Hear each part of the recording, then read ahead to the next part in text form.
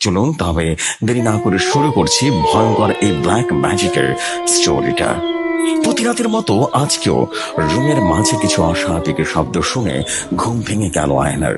ঘুম চারানো চোখে লাফিয়ে উঠে বসে, আশেপাশে তাকিয়ে দেখলো পুরো রুমটায় খুটখুটে অন্ধকার, কিন্তু সেই শব্দটা এখনো ওর কানে বাড়ি খেয়ে যাচ্ছে বারবার। আয়না কাঁপা কাঁপা হাতে পাশের টেবিল ল্যাম্পটা অন করলো, পরে কাঁপা কাঁপা কণ্ঠে জিজ্ঞেস করলো, কে কে আছে? কে আছে আমার রুমে? কেন প্রতি রাতে এমন বিদঘুটে শব্দ করে আমার ঘুম ভাঙিয়ে দেন? দয়া করে যেই যেই থেকে থাকুন না কেন, আমার সামনে প্লিজ আসুন। কেন প্রতি রাতে এইভাবে শব্দ করে ভয় দেখাচ্ছেন আমাকে? কথাগুলো বলেই হু হু করে কাঁদতে শুরু করলো আয়না, কারণ এতক্ষণ রুমের মাঝে ঘটে যাওয়ার শব্দটা বন্ধ হয়ে গেছে। চারদিক যেন নীরব নিস্তব্ধ সবকিছু, কিন্তু কে বা কেন অতি রাতে এভাবে ওকে ভয় দেখিয়ে ঘুম ভাঙিয়ে দেয় সেটা আয়না জানে না। গত 1 মাস হলো আয়নার সাথে প্রতি রাতে এমন ঘটনা ঘটে যাচ্ছে। এই ঘটনার কোনো অর্থ আয়না জানা নেই। প্রথম প্রথম বেশ কিছুদিন আয়না নিজের হ্যালুসিনেশন মনে করে ব্যাপারটা এড়িয়ে যেত, কিন্তু পরবর্তীতে বুঝতে পেরেছিল যে সত্যি প্রতি রাতে ওর রুমে কিছু একটা আসে আর এমন অদ্ভুত শব্দ করে ওর ঘুম ভাঙিয়ে দিয়ে আবারও উধাও হয়ে যায়।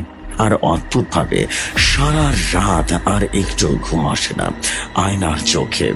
বারবার মনে হয় ওর রুমে বা ওর পাশে কিছু একটা আছে, কিন্তু তাকে আয়নার চোখ খুলে দেখতে পায় না। আর ব্যাপারটা নিজের বান্ধবীর সাথে বেশ কয়েকবার শেয়ার করেছে আয়না, কিন্তু ওর বান্ধবীরা প্রতিবারই ওর কথাগুলো মজা ভেবে হেসে উড়িয়ে দিয়েছে।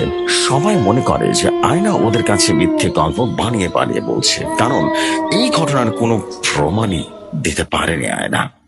বান্ধবীরা বিশ্বাস না করার কারণে আয়নার নিজের আম্মুকে এই ব্যাপারটা সবকিছু খুলে বলেছিল। আয়নার আম্মু আয়েশা বেগম আয়েশার কথা বিশ্বাস করে এবং 2 রাত ওর সাথে ওর রুমে ছিল, কিন্তু অদ্ভুত শব্দটা আয়না শুনতে পেলেও ওর আম্মু একটু শুনতে পায়নি, যার কারণে সবাই ধরে নেয় যে আয়না মিথ্যে গল্প বানিয়ে বলছে। সেই থেকে সবার কাছে হাসির পাত্র হওয়াটা বাঁচার জন্য আর কাউকে কোনো কিছু বলেনি আয়না। প্রথম প্রথম নিজেকে নিজেই বোঝাতো যে এসব কিছু ওর মনের ভুল, তাছাড়া আর কিছু নয়, কিন্তু ইদানিং শব্দটা আরো বেড়ে চলেছে। অসহ্য হয়ে পড়েছে আয়নার। রাতের ঘুম কেড়ে নিয়েছে শব্দটা ওর। শব্দটা বড়ই অদ্ভুত রকমের শব্দ। কখনো কখনো মনে হয় আয়নাকে কেউ একজন নাম ধরে ডাকছে, কিন্তু কণ্ঠটা কেমন যেন একদম অন্যরকম শুনতে, যেন কোনো মানুষের কণ্ঠ নয় এটা।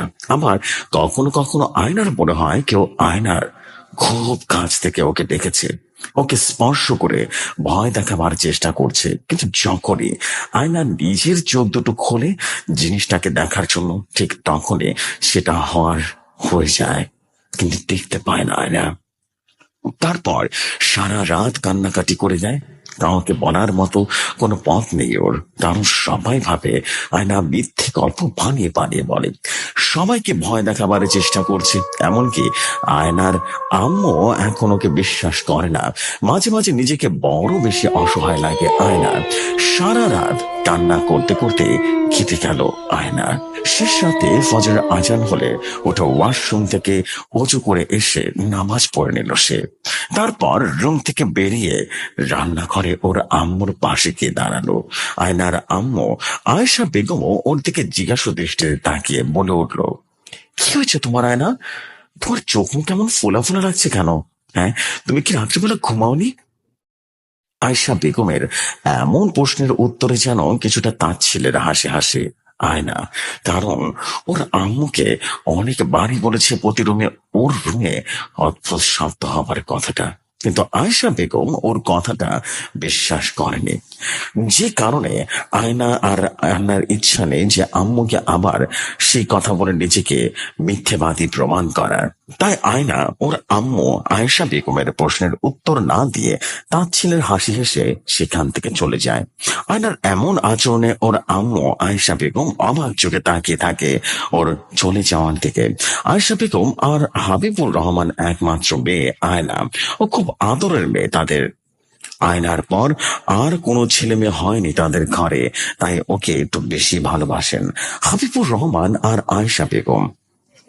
আয়নার নামের মতোই সুন্দরীও, হলুদ ভাষা গায়ের রং, চোখগুলো ভাষা ভাষা এবং হরিণীর মতো, কোমর পর্যন্ত ঘন লম্বা চুল, উচ্চতা 5 ফুট 4 ইঞ্চি, নাকটা বাঁশের মতো খাড়া এবং সুন্দর।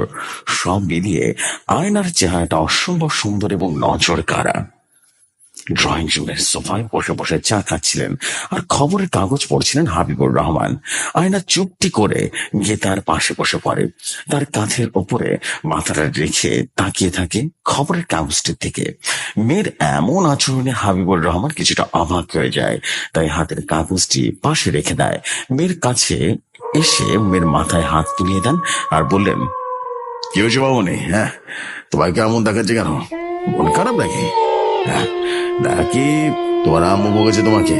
হাবিবুর রহমানের এমন কথা শুনে দীর্ঘশ্বাস ছাড়ে আয়না, তারপর আলতো করে হেসে বলে উঠল, তেমন কিছু না আপু, এমনি ইচ্ছে হলো তোমার পাশে এসে বসার, তাই এসে বসলাম আর কি। আচ্ছা, তুমি খবরের কাগজ পড়ো, আমি তাহলে যাই। কথাগুলো বলে হতাশ হয়ে সেখান থেকে উঠে যেতে নিল আয়না, কিন্তু তার আগে ওর আব্বু হাবিবুর রহমান ওর হাত ধরে ফেললো। তারপর ওকে নিজের পাশে বসে ওর মাথায় স্নেহের পরশ বুলিয়ে জিজ্ঞেস করলো, কি হচ্ছে মামনি?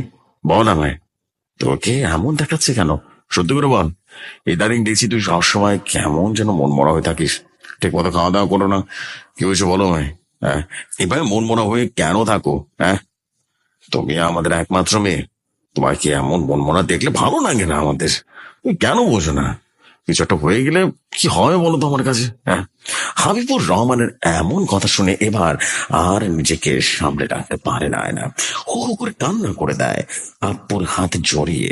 এবং আয়নাকে এভাবে কান্না করতে দেখে বেশ কিছুটা ঘাবড়ে যান হাবিবুর রহমান।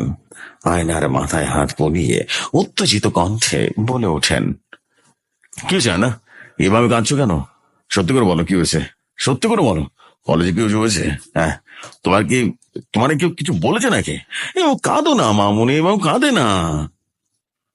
আয়না কান্নার আওয়াজ শুনে রান্নাঘরে দৌড়ে চলে আসেন আয়েশা বেগম। আয়েশা বেগমকে আসতে দেখে হাবিবুর রহমান উত্তেজিত কণ্ঠে জিজ্ঞেস করলেন, কি হয়েছে আনার? হ্যাঁ, ওইভাবে কাঁদছে কেন? তুমি কিছু বলেছো নাকি আমার মেয়েটাকে? হ্যাঁ, এভাবে কাঁদছে কেন? কি হয়েছে ওর? সত্যি করে বলো তো। হাবিবুর রহমানের কথা শুনে আয়েশা বেগম ভ্রু কুঁচকে বললেন, আমি তো কিছুই বলিনি, বরং ওর কান্নার আওয়াজ শুনে তো আমি ছুটে এলাম কি হয়েছে তা জানতে। আয়না এভাবে কাঁদছে কেন? কি হয়েছে আয়না? তুমি কাঁদছো কেন? কি হয়েছে আমাকে বলো তো তোমার। হুম। আব্বু আম্মুর প্রশ্ন শুনে নিজেকে যতটা সম্ভব সামনে নেয় আয়না, হাতের উল্টো পিঠ দিয়ে চোখ মুছে ফুপিয়ে ফুপিয়ে বলল, আমার কিছু হয়নি আব্বু, তোমরা উত্তেজিত হো না, আসলে শরীরটা ভালো লাগছে না, রাতে ঘুম হয়নি তো, তাই আর কি। সে কি মামুনি, তুমি আমাকে আগে বলনি কেন? তোর রাতে ঘুম হয় না, শরীরটা ভালো নেই তোমার। আয়শা, তুমি আমাদের তাড়াতাড়ি সকালে নাস্তা দাও, আমি আয়নাকে নিয়ে সেলিমের কাছে যাব। আয়নার মাথায় হাত বুলিয়ে মমতাময় কণ্ঠে কথাগুলো বললেন হাবিবুর রহমান। ওনার কথা শুনে আয়েশা বেগম আর কথা না বাড়িয়ে রান্নাঘরে চলে গেলেন খাবার রেডি করতে। হাবিবুর রহমান আয়নার মাথায় হাত বুলাতে বুলাতে বললেন, আয়না মামুনি, তুমি রাস্তা করে দ্রুত রেডি হয়ে নাও, ঠিক আছে? আমি তোমাদের ডাক্তারের কাছে নিয়ে যাব। বাবার কথা শুনে ছোট্ট একটা নিঃশ্বাস ফেলে আয়না বলল, জি আপু। সকালের নাস্তা শেষ করে নিজের রুমে গিয়ে ডাক্তারের কাছে যাওয়ার জন্য বোরকা পরে রেডি হচ্ছিল আয়না। এমন সময় হঠাৎ বেলকনির দিকে নজর পড়ল। একটা কুচকুচে কালো রঙের বিড়াল চোখ তুলেছিল অগ্নিবীণার মতো এবং লাভার মতো এক নজরে তাকিয়ে তাকিয়ে ওর দিকে তাকিয়ে আছে। বিড়ালটাকে দেখে বেশ ভয় পেয়ে যায় আয়না, কারণ ওর রুমে তো কোনো বিড়াল আসা সম্ভব নয়। আয়নার রুমটা দোতলায়, আর দোতলার ব্যালকনি দিয়ে কোনো বিড়াল প্রবেশ করা একদমই বাবা নাতির ছাড়া কিছুই নয়। তাও আবার আয়নার ব্যালকনিতে কোনো দরজা নেই, পুরোটাই গ্রিল দিয়ে আটকানো।